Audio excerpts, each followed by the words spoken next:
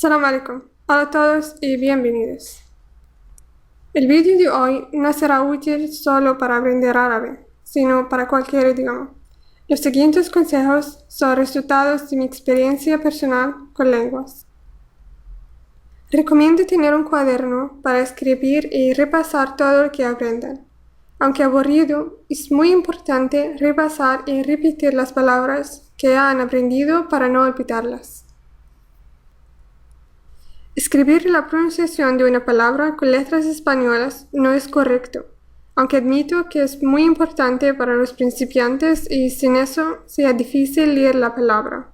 Pero mi consejo es que traten de depender más en escuchar cómo se pronuncia la palabra y tan pronto como están capaces de leer la palabra en sus propias letras, no más escriban la pronunciación.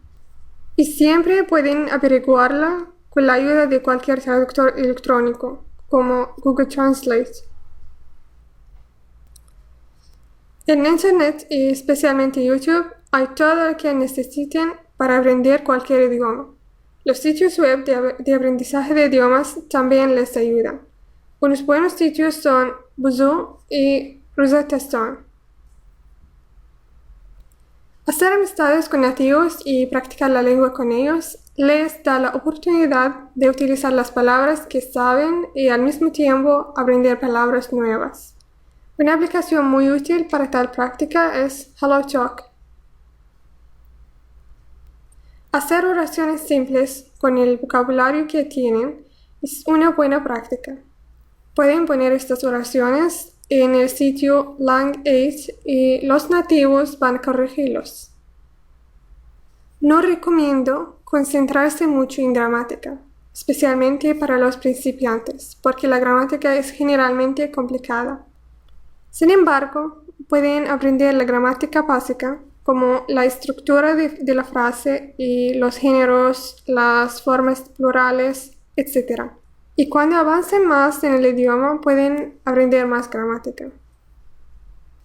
Pensar en reglas gramáticas mientras hablan lo convierte a un proceso lento y agotador. Lo más importante es que la otra persona entienda lo que quieren decir a pesar de si lo dicen correctamente o no.